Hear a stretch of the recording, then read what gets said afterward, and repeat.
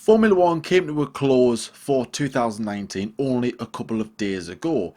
So today we're going to be reacting to our predictions that we made all the way back in January, even before a car took to the track.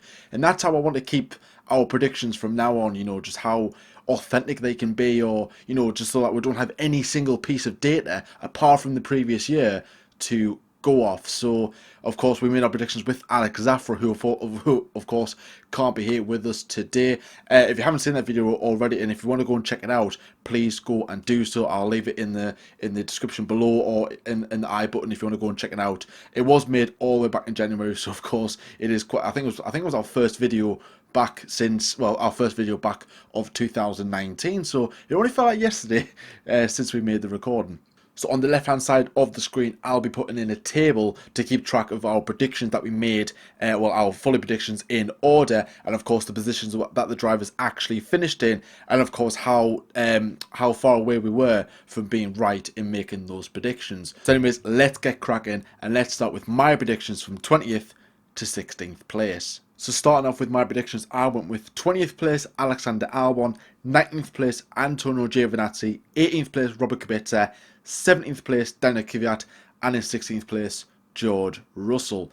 Now, starting off with the bottom prediction. Now, it looks silly now saying Alex Albon to finish bottom, but think about it in January, it was, I didn't really hear much of Alex Albon, and I was aware of him in NF2, but I really knew him from that he was going to be signing for Nissan, I think, for Formula E, and he never tested a Formula 1 car before. He was like thrown in kind of last minute because the 2018 driver market was so frantic. He was thrown in at the last minute to replace Pierre Gasly, of course, who was going to Red Bull for 2019. So I didn't really have much hope for him. I just kind of thought he would be mediocre, average at the back type of thing. But really, he has, even when he was in Toro Rosso, he really did impress, scoring points, quite consistently. And of course, making the switch to Red Bull for the Belgian Grand Prix onwards till the end of the season, and even so made really, really good progress there. So can't wait to see what the future brings for Alex Albon. So yeah, quite embarrassing prediction to start off with for this one. And of course, the next one, I predicted Giovinazzi to finish in 19th place, and he actually finished in 17th place. So I was quite close with this one.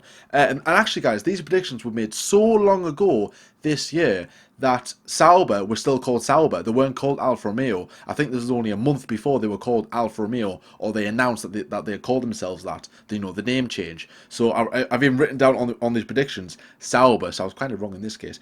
But Giovinazzi, yeah, he came in to replace Verline in 2017.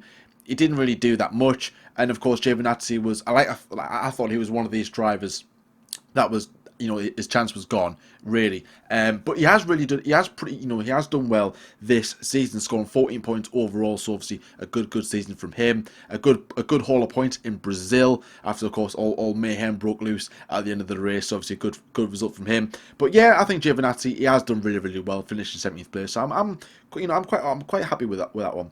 In 18th place, I went with Robert Kubica. So, of course, Kubica coming back into Formula 1 for the first time in just over a decade, or just under a decade, sorry, after that horrific injury he suffered in 2011. A brilliant story to come back in.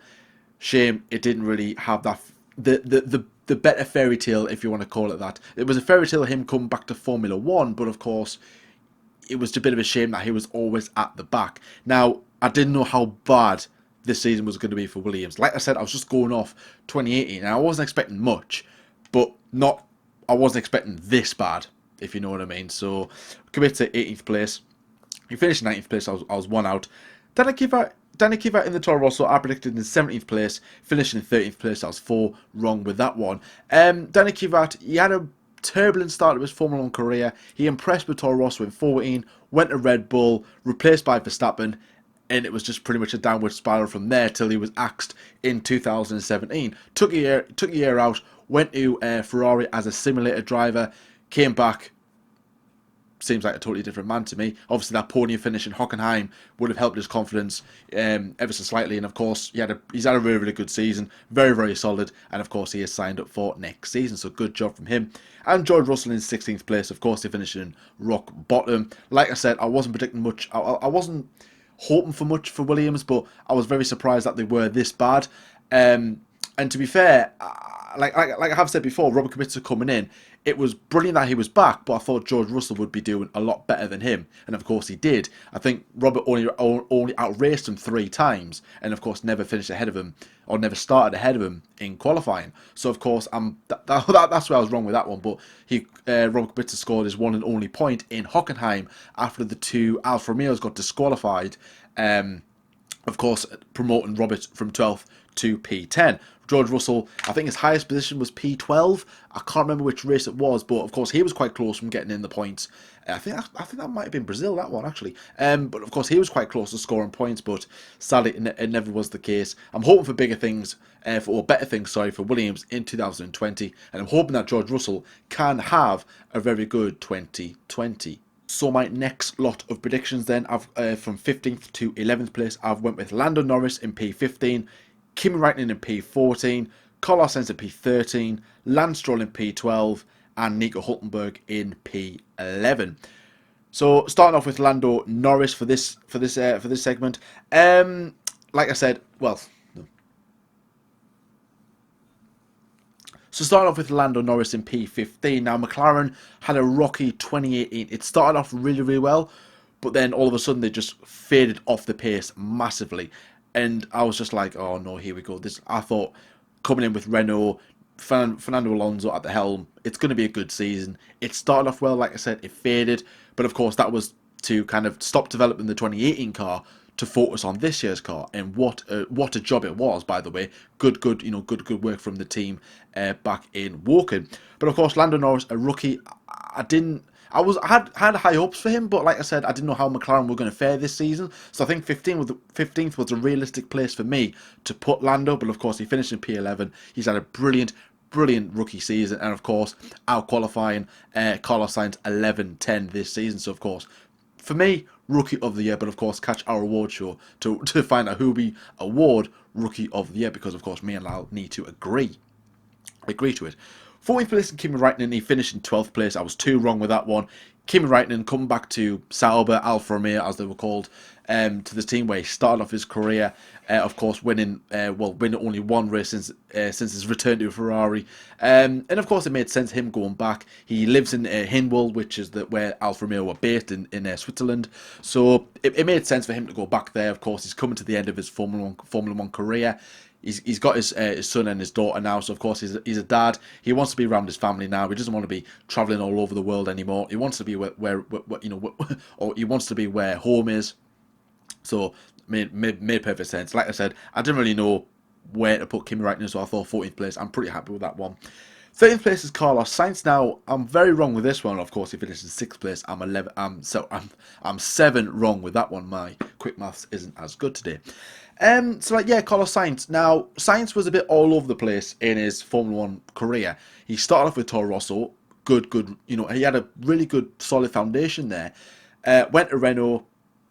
All right, it was fair, but nobody really knew where Carlos Sainz was going to go in the future. I mean, everyone thought he signed for Renault on a full-time basis. It turned out it was only a loan deal. Then, of course, the Ricciardo went to Renault, meaning Carlos lost his seat, which then everyone thought, well, Carlos is going to go back to Red Bull, surely. No, Gasly got the seat. So everyone was like, oh, God, what's going to happen? Went to McLaren for the departing Stoffel Van Dorn. Sorry, no, he didn't replace, sorry, no, Sainz replaced Alonso, I believe. Am I right with that one? I think Sainz replaced Alonso. Anyways, which was a big risk, because Sainz, he is a good driver, and he wants to find home. Like, he's been kicked out of Red Bull, going to McLaren. Like I said, 2018 was a poor season for them, and it has worked out pretty well. Job well done from Carlos Sainz, finishing best of the rest in P6, and of course did it on the very last lap of the season, overtaking Pierre Gasly and Alexander Albon to finish in the P6 position. And a 12th place Lance Stroll in the Racing Point. Lance Stroll, of course, signing over from Williams for this season. For 2019, of course, his dad managing the team, Lawrence Stroll, he's the owner of the team, so everyone knew he was going to be going over. I didn't really have anything. I didn't really have any high hopes for Racing Point or Lance Stroll. To be fair, I thought he he's done okay. Like I said, I wasn't really expecting much from Lance Stroll or Racing Point. Lance Stroll he's not someone that I'm excited for in the future. He's not a bad driver. He's just a bit like, yeah, he's like a Roman Grosjean type of driver where he's just like he's average. He's nothing special, but he's there, so he's doing an okay job. Of course, getting a lot out in Q1s, but of course making up for lost time by having really good starts. But I think he's gained over 50 positions on opening laps this season, the most out of anyone. So incredible job from Lance Stroll. And in 11th place, I went with Nico Hulkenberg. He finished in 14th place. I was three wrong with that one. The midfield has been so tight this season that, even back in January, it was very hard to predict because the midfield was so close in 2018. So, like I said, Nico Hulkenberg, of course, now won't be in Formula One next season. Of course, a lot of people are sad. Me personally, I'm a bit like, okay, he had his. I'm not really that bothered, if I'm honest. Like that year's going. Of course, it would have been nice for him to have at least a podium in his final season, perhaps, or even better results. But of course, he didn't. That's the way Formula One is. And yeah, just let's see where 2020 brings, what 2020 brings for Nico Hulkenberg. Nothing's been confirmed as of yet. There's talk of a test Formula One driver, IndyCar, DTM. DTM is probably my likely option for Hulkenberg for now.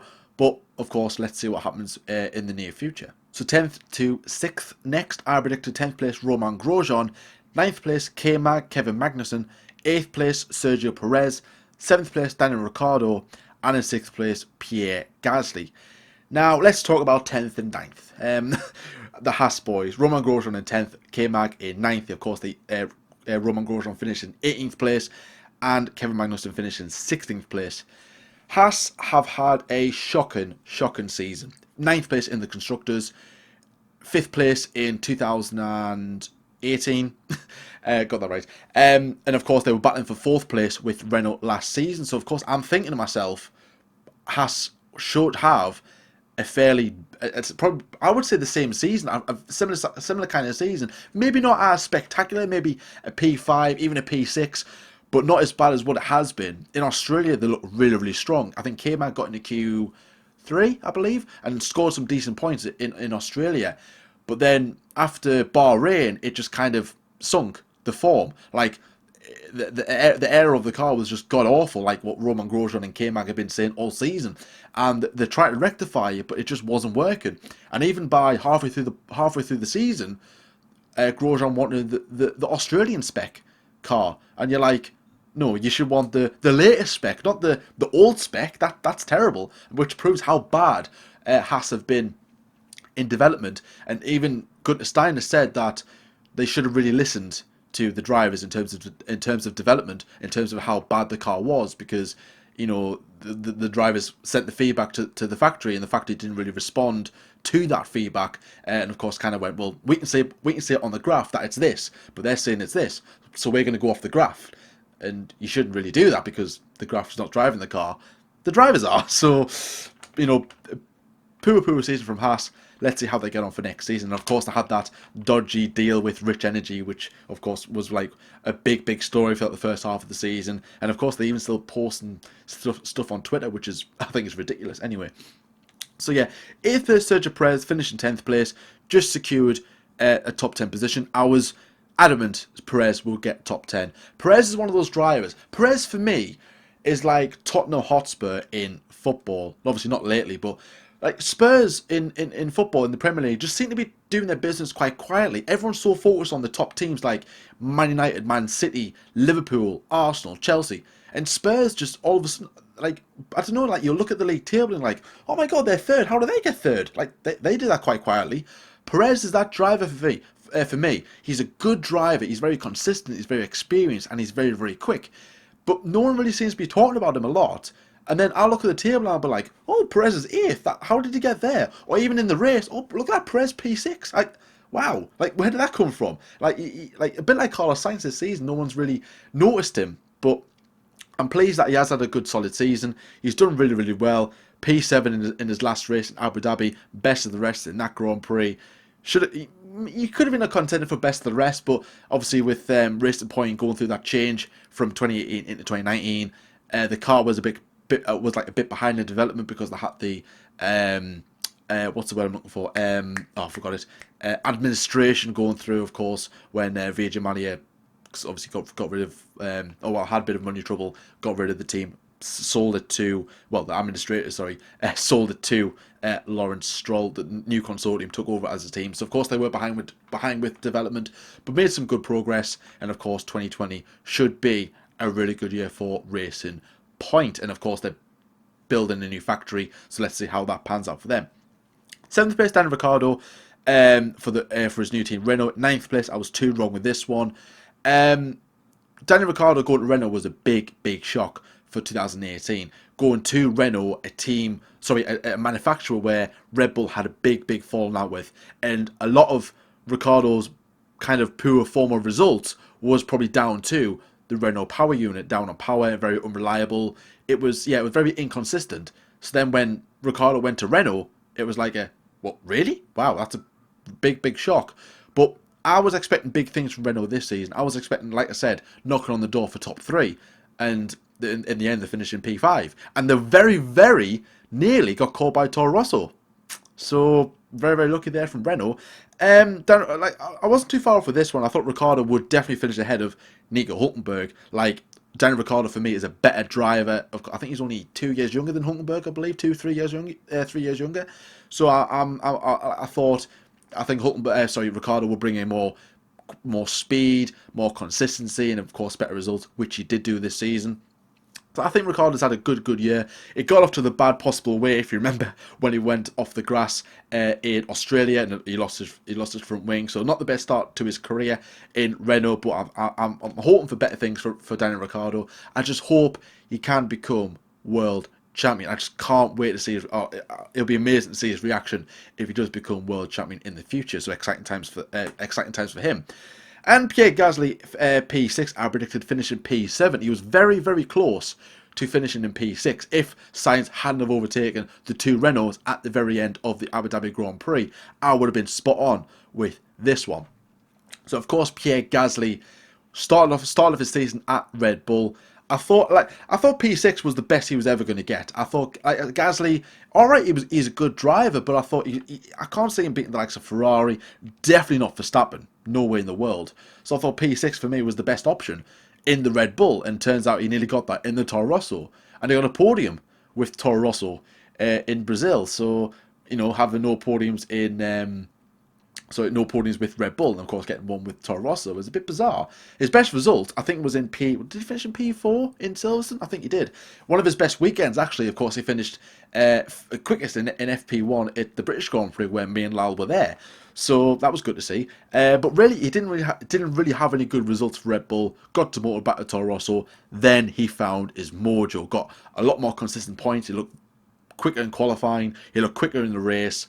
So I do hope that this can rejuvenate Gasly's career. Maybe go back to Red Bull in the future. I don't know how likely that is, but let's just see how things pan out for Pierre Gasly. So yeah, I'm pretty happy with that one. Pretty satisfied with that one, and I hope that Gasly can find his form again in 2020. So finally, my top 5, the ones that I predicted. I predicted Charles Leclerc to finish in P5, Max Verstappen in P4, Valtteri Bottas in P3, Lewis Hamilton in P2. And I had Sebastian Vettel to become world champion. Now, Charles Leclerc, now let's start with him. Now, he's had a very solid first year at Ferrari. 7 poles, the most out of anybody. 2 wins, like he said, 2 wins. He even said that he was expecting or trying to go for 2 wins this season, which he did. But probably the biggest one of all was definitely the Italian Grand Prix win. In front of the home crowd, the first Ferrari win in 10 years. And of course, coming off the back of that horrible weekend in Belgium, when of course his close friend Antoine Hubert sadly died after that horrific accident in the F2 feature race. And of course he was still having raw emotion. He just won his very first Grand Prix the week before. Of course, the same weekend, it didn't really show that much emotion. Of course he was happy, but quite sad and somber of obviously what happened the previous day. But this one, he released all that emotion from that race and this race. Brilliant win. Definitely the standout moment. It doesn't matter if you're a Mercedes fan, McLaren fan, Red Bull fan. You were happy for that. You were happy to see that. I don't care who you are. You were happy. If you weren't happy, you're not a Formula One fan. Because we don't. It annoys me with that because a lot of people are like, oh no, I don't want to celebrate because I'm a Mercedes fan. No, no, no, no. You're a Formula One fan. That's how it works. So you were happy. I don't care who you are. Max Verstappen in P4. Of course, finishing P3, so I was quite close with this one. I was actually, if I predicted Vettel to finish in P5, I would have got the top 5 correct. So I was pretty close with my top 5, so I'm happy with that. Max Verstappen in P4, he's had a good year as well, hasn't he? 3 wins, 2 pole positions, and about, I don't know how many podiums, 10? I think 10 podiums? I don't know. I didn't check that stat before I recorded. But I'm sure it's in double figures. But he's had a really, really good year. Definitely good year. He had that really good run of consistent results. Didn't finish any lower than P5 from, I think, Monaco till the Belgian Grand Prix. And, of course, he made a silly, silly mistake, hitting Kim right into turn 1, crashed out, up Eau Rouge, not Radion. Shut up about that. So yeah, and of course, then he got off to a bit of like a dodgy result, and I think he had a bit of contact in Monza at the start of the race as well. That hindered his race. Singapore, he was off the pace there, but then of course found his mojo back by winning in Brazil. So of course, yeah, solid job from Max Verstappen. That incredible comeback win in Austria, another standout moment for him. Of course, after having that blunder start. So I think for me, I think Max Verstappen finishing P3. I said P4. So of course I was quite close with that one. P3, Valtteri Bottas. I was expecting good things from him. I didn't know how good they were going to be. I thought maybe he would have a better 2019 after a very much abysmal 2018. I think he only got 2 pole positions and no wins at all in 2018. 2019, 4 wins, 5 pole positions, and then of course he had that amazing run of 4 pole positions in a row between China and Monaco, I don't know. So he had a really good run at the start of the season in terms of pole positions, finishing P2. Good job from Valtteri Bottas. I had second place. I had Lewis Hamilton, of course, became 2019 world champion. And of course, I only had Lewis Hamilton finishing P2 because I thought Sebastian Vettel would finish as world champion. But Lewis Hamilton has had a solid year, hasn't he? I mean, 5 pole positions, fair enough. I mean, not in terms of for Lewis Hamilton standard, not really that good, but results matter in the race. Qualifying, it can only help you so far, but the race is the main thing. That's where the points can be won and lost. Championships can be won and lost in the race, of course it can. That's the whole thing of it. And of course, the introduction of fastest lap as well added a bit of spice, but I'm kind of bored of it now. It was fun at the start, but now it's just like it means nothing. And now, unless we have a closer championship fight, then I think it might rejuvenate that excitement. But for me, the fastest lap thing, it's I don't know. Anyways, so yeah, Lewis Hamilton finished in P2. Of course, he became world champion. But I had Sebastian Vettel to become world champion because I thought this was the year for Sebastian Vettel. 2017, unlucky. 2018, very unlucky. 2019, I thought, right, here we go. Third time looking for Sebastian Vettel because, you know, he came close, sort of, in 2017 and 18, at the first half of the season anyway. Second half of the season, he just dropped off completely. So I think he'll go all the way this year. No. P5, lowest position with Ferrari since he joined in 2015. I mean, I think it was on 120 points less than what he finished 2018's standards in compared to 2019. So, of course, awful season from Sebastian Vettel. Only 1 race win. Could have been 2, but let's not talk about that. 1 race win, 1 official race win, actually, of course, coming in Singapore when Ferrari just turned up all of a sudden at a track where we all thought they were going to just crumble away and just be like, I can't say Ferrari doing well here. They never do well in Singapore. Well, until they won in 2015, of course. But no, turned up. Brilliant. Of course, chassis has been a big issue for Ferrari. Brought some upgrades. They certainly delivered. But that was as good as it got, really, that kind of mini part in the second half of the season between Belgium and probably Japan.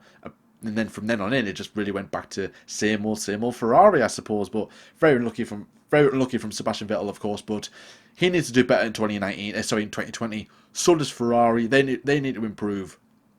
but let's see how things get on. So that's my 4 predictions on the left-hand side of the screen. Take a look at them. Let me know what you think, and of course, let me know what your predictions were if you can remember them, or if you made any, in the comment section below. Obviously, crazier the better. But now I'm going to hand over to Lyle for his predictions and what he made all the way back in January. Take it away, Lyle. In Formula One, there's been drivers and teams who have taken years to get to where they need to be. Formula One Champions Zone has happened in 1 year, with possibly an exception to Lewis Hamilton, who only took 2 years. But it doesn't matter how good you were in your previous season. It all resets in Australia at the new year, and you all start from zero, and anything could happen. Now, McLaren, Williams, Renault, Ferrari, they've all fallen from Red Bull, of course. They've all fallen from dominance from 1 year to the next. It's been a massive shock. That might happen to Mercedes in the future, but obviously, of course, it hasn't happened this year. And that's what makes predictions so good, that our opinions of what's going to happen. Lewis won the World Championship in 2018, making it 5, but doesn't mean that that'll happen in 2019. We could have said anything. Lance Stroll, Williams could have won the World Championship. Anything, and that's why predictions are so fun. Nobody knows what's going to happen. I mean, did anyone predict Leicester to win the Premier League in 2015? Nobody. Of course, we did our predictions in the first episode back. I'll be reading out mine. Jordan will do his in another episode. We did that episode with Alex Zaffro, a special guest who's been on our channel before, who will be on the channel very shortly in the future. So I'm going to be giving you my predictions and kind of what I think, do I agree with him now? And, boy, I've got a few right, but only a few, and a lot of them are wrong. A lot of them are quite laughable, especially the first one. So we'll get into that. As it's a massive shock. We all said this man, and we all said this team to finish last. And yes, were we completely wrong. The man who went from 2 teams, Toro Rosso, to Red Bull Racing. The man who 12 months ago hadn't even driven a Formula 1 car. And that man, of course, is Alex Albon. Didn't really know too much about him when he came in. Thailand driver. Also Toro Rosso. A team on the rise, bit of a pick-me-up. Pierre Gasly, Brendan Hartley not doing too badly in 2018, but just didn't have a lot of kind of faith in him. Formula 2 driver, so showed a lot of promise. Red Bull junior driver, but also that might have just been, I didn't really know too much about him. Didn't really think he was going to do much. 20th position from him. I just thought that Toro Rosso wouldn't have a very strong season. Also alongside Alex was, of course, Danny Kvyat, the man who, it was now called his redemption year, because he was coming back into Formula 1 after a year out, after he was poorly treated by Red Bull, and then obviously Toro Rosso in turn after the trading places. So with that being said, didn't think that either of them, even Alex, was going to have a good year. Alex, of course, 20th, Danny in 19th. Alex finishes the season in 8th place, with just under 100 points at 92. Now, of course, I've just said that he did switch with Pierre Gasly to go to Red Bull in the summer break. That was incredible. Really paid out dividends. In hindsight is a good thing, but they definitely got their cards right for once, Red Bull.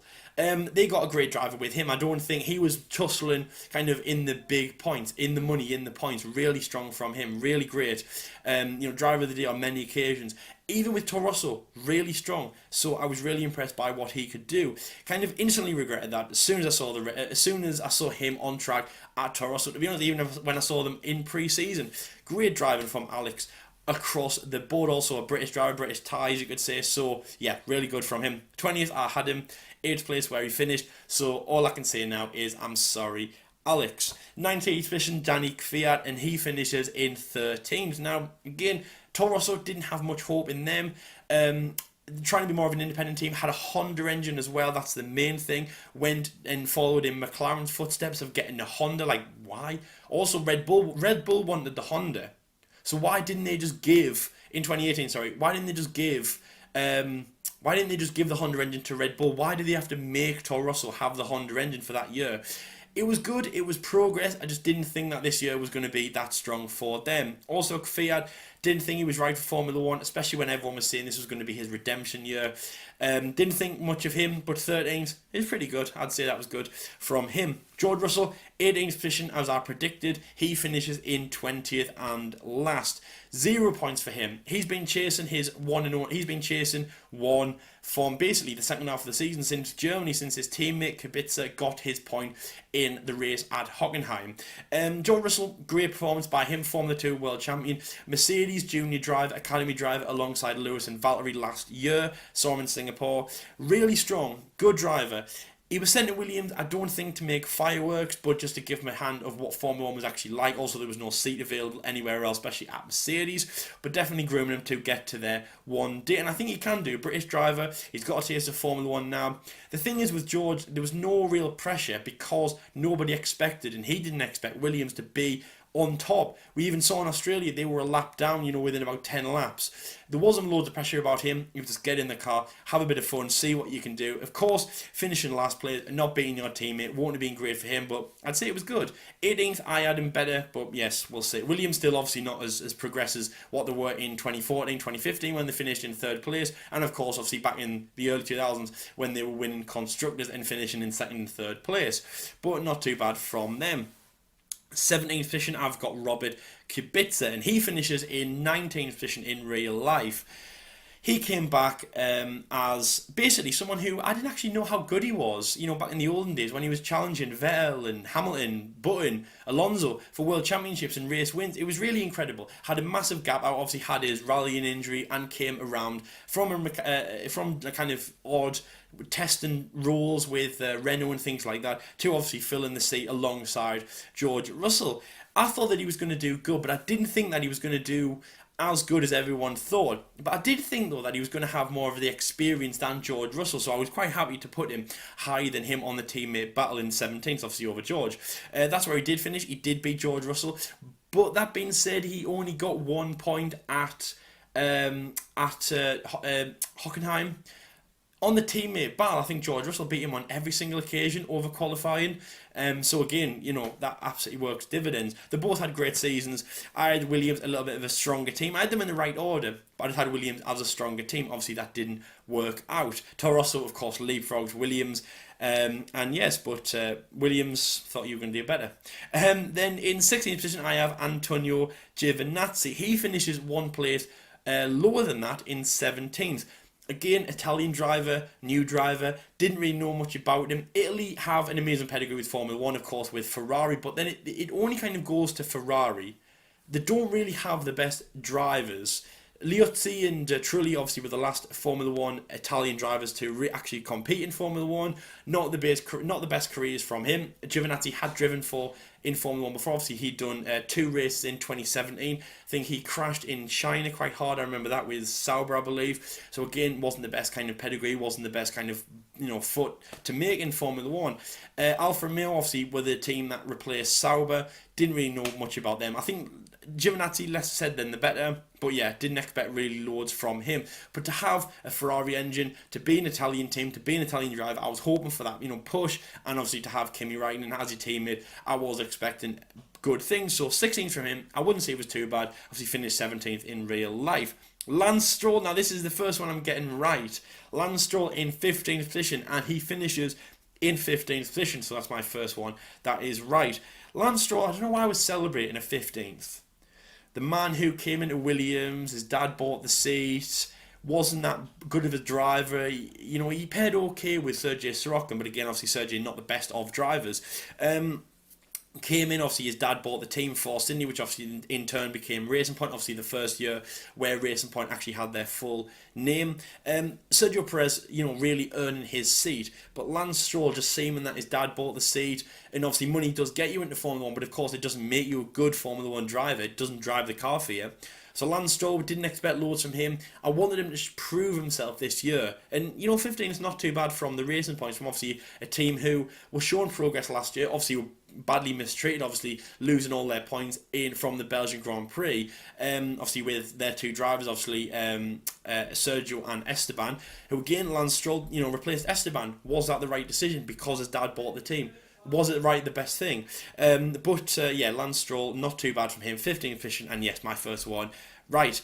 14th position is Kimi Räikkönen, and he finishes in 12th place. Now, the Alfa Romeo driver, again, to change their name, the man who waited 115 races, I think it was, between his previous win in Australia 2013 and obviously his most recent at that point, which was the USA 2018. Massive gap. Someone who was kind of kicking his heels at Ferrari, wasn't that strong. And obviously going to the team now, he was 40. Kind of double the age of most of the drivers on the grid. I thought this was going to be kind of his sunset kind of drive. I didn't think he was just going to bomb out. I thought that he was going to be strong, but I didn't expect him to be that strong. You know, the old fiery 2007 world champion Kimi that we saw. I was quite surprised. Obviously, 2 places higher. He finished in 12th place. Good from him. Obviously, especially I did predict him to beat Giovinazzi, his teammate, obviously, which he did. So yes, I think overall Kimi Räikkönen is good, and also from 2019 now I've gained a lot of kind of more support for him. Obviously how he's driven. So yeah, I'm pretty happy with that. 13th position, I predicted Kevin Magnussen of Haas to finish there. In real life, he finishes in 16th. Now Haas, not a good season from them, but K-Mag a good season from him. So last year, of course, he came in 1 year later in 2017 to partner Roman Grosjean at the American team. I don't know who's older. I think it might be Grosjean. But K-Mag, more of a mature driver, a stronger driver, and I do like Grosjean. But K-Mag just seems to be there. So I thought that he was going to have a great season this year.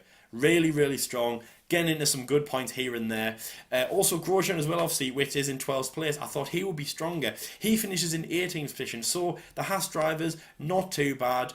Kind of a midfield, but this year not being great, especially for Grosjean. I mean, 18th, you know, that's almost terrible for him. Also K-Man, but Grosjean, I don't know what he's going on about. Haas, Gunter Steiner definitely need to improve for next year. And even in Abu Dhabi, Grosjean on the interview just relieved that the season's over, wants to get done and dusted, get back to where they based Canapolis or wherever, and just work on the car, hopefully trying to get a better season. Get back to, you know, the 2016s when they finished in the point in 6th place in the Australian Grand Prix, things like that, you know, things that we're excited to see about Haas, because obviously they have a lot of, you know, they have a lot to prove in Formula One, and obviously a team that I really support dearly. So of course I've done Grosjean, obviously K-Mag and Grosjean in 13th and 12th. 11th place, again my second one right, which is Sergio Perez. A man who definitely earned his seat. Amazing season last year. Loved watching him at Force India Racing Point. Came in Racing Point alongside Lance Stroll. Showed that he didn't have to buy his seat or anything like that. Really, really strong. Showed that he could beat Lance Stroll if he's 4 places higher than him. So I'm getting some really, really good points. Really consistent. Love what he's done with the team. He's got a really good future at the team. He's just signed a 3-year contract with them. So yes, let's see how he can go. But I'm really excited to see how he can do in the future. Obviously, ex-McLaren driver. Nico Hülkenberg, I predicted him in 10th place. He finishes in 14th. Now, Nico Hülkenberg, at the start of the year, nobody thought that he was going to be leaving Formula 1 at the end of this year. Nico's been in Formula 1 for 10 years. This was his 10th season. Now, we all saw that Nico was going to be strong and getting there, but he never did. And it was a real shame, I know, but you know, when you look at it like that, I mean, that's why he's gone. I'm sorry. He had Daniel Ricciardo as teammate, brand new teammate. Nico is going to be the leader of the team. Almost the first few rounds, obviously, especially with Daniel, obviously, home race in Australia, the first round. But in the first few rounds, Daniel kind of nicked it and went, no, mate, I'm taking control of the team. Nico was left on his own. Daniel had the reins. The team followed Daniel. Nico could just never get anything out of the car, and yeah, 4 places lower than what I thought. It's a bit of a shame, but when you look at it like that, also the dynamic changed through the year. Nico was out, and yeah, not much to say about Nico, but 10th place, you know, in his 10th season, you know, not amazing, but he was in Formula 1, 10th place from him, not too bad. On the scale of things, in real life and my predictions, I had him to be beaten by his teammate, newly changed from Red Bull to Renault, Daniel Ricciardo. And of course, that's where he did finish in real life. 9th place in my predictions, 9th place in real life. 9th place is a good, strong result for him. Top 10, amazing, really, really strong. Now, the Renaults were in trouble in Japan, but he seemed to really get a hold of that. Some good, solid points. Yeah, really, really happy from him. I had him on my podium predictions for Abu Dhabi. Of course, that didn't happen, but yeah, I was strong to see him. Liked him at Red Bull, and yes, I thought he did a good year at Renault. Not too bad as well, 9th place, and I got that right, so I'm pretty happy with myself. Now, this is a bit of a shock one. Lando Norris in 11th. Sorry, I predicted him in 8th place. That's pretty strong. 8th place for McLaren after quite a few bad, woeful years with Honda. 8th place would have been good. Now, Lando in 11th. I mean, his first season, yes, don't get me wrong. You know, that is strong, yes. But 11th place is not amazing from him. But, good season from him. I mean, I remember the US Grand Prix, one of his best seasons. Had a bit of support for him. Obviously, British driver, McLaren driver. Obviously, Jordan was massive about him at that point. So, 8th place from him, I thought that was pretty good. 11th place, not too bad, but obviously, I would have expected a little bit higher from him. Now, this is a massive one. Are you ready for this, guys? Bottas finishes in P2 in real life, but I had him in P7. P7, that's right, P7. I had him in P7. I've got no idea why. I like to skip over that if I can. Bottas, I don't know. I don't think there was any chance at that point where people were saying, let's get rid of Bottas, he's not strong. He's not a Nico, for example. Being there for a few years. I think it's when things like Russia 2018 came around, Valerie James, let's move aside, kind of cropped in, and also the fact that I thought a Ferrari and Red Bull would be better. But I've got no idea why. I've got no idea what I was smoking there to put him in P7. Second place for Valtteri Bottas. Good from him. Now, this is my last, fourth and last kind of right prediction. And that, of course, is Carlos Sainz to finish in 6th place, of which he did 1 point higher than Pierre Gasly. Obviously, the man who back in the previous show for Abu Dhabi, I expected him to finish in 6th. Great from Carlos Sainz. Definitely contender for driver of the year. Really, really impressing what he could do. Really strong at McLaren. Brand new start. Obviously got Toro Rosso and Renault out of the way with. Brand new team, brand new teammate. Really great start from him. I expected a lot from him. Okay, I might have expected a lot from Norris, but I expected a lot from Sainz, and he definitely delivered. On the whole, Sainz, incredible year. And yeah, just thought that he would excel, and that's obviously what he did, so I'm pretty happy with that. Now, this is a strange one. Gasly in P5. Now, when I predicted that, Gasly was in he was in the Red Bull seat, and obviously that's why I expected him to stay indefinitely. So Gasly in P5 at Red Bull, beating Bottas, was good. But here's the thing. Gasly, of course, was switched back to Toro Rosso for the remaining second part of the season, and finishes in P7. So, that's not too bad for me. I mean, of course, as a Red Bull driver, P7 is not great, but P5 for a Red Bull driver and P7 for a Red Bull / Toro Rosso driver. But in my predictions, that's actually not bad of a change. And of course, bad Carlos Sainz for the position above till the very end. It was obviously after what happened in Abu Dhabi on the first lap, which cost him. So I don't think that was too bad from Gasly. Nevertheless, though, good season. I was very happy to see him at Red Bull. Had a lot of hopes about him, and 5th place for that is not actually too bad. So there we go. Gasly P5, in real life P7. Now again, this is my last shock one. P4. Lewis Hamilton, the 2019 World Champion, in P4. Don't know what I was smoking there. I was hoping. I mean, guys, at the end of the day, it's just a hope. It's like, I want Newcastle to win the Europa League and the Champions League, but it's never going to happen. So of course I'm going to put them up there. So I was hoping that Lewis Hamilton would fall off dominance a little bit, and of course that would in turn lead to like Red Bull and Ferrari getting up there. That was just a hope from me. Obviously worked out stupid because P7 Bottas and P4 Hamilton did not happen. But yes, we can all have a bit of a guess. Of course, an incredible stellar season from Lewis shows why he had to finish in P1. So of course now we get into the nitty gritty top 3. And in 3rd position, I'm going to go for, or I have gone for even, Charles Leclerc of Ferrari. Now, new guy, again, had a season with Alfa Romeo Sauber, even or just Sauber. Good, promising, really strong. I think it was P6 in Russia, his best result. Had the mentality, and he was going to Ferrari for 2019. Had a great aspect. Love Charles Leclerc. Massive fan of him, especially what he'd gone through in his life. Obviously with his godfather Jules Bianchi. Also when his father passed away in Formula 2 2017, and he drove the car 48 hours later. These kind of stories, incredible. Massive. 21-year-olds from Monaco. Great driver. Really strong. I was really looking forward to seeing him in the Scuderia. In P3, I thought that was definitely possible. It was looking possible.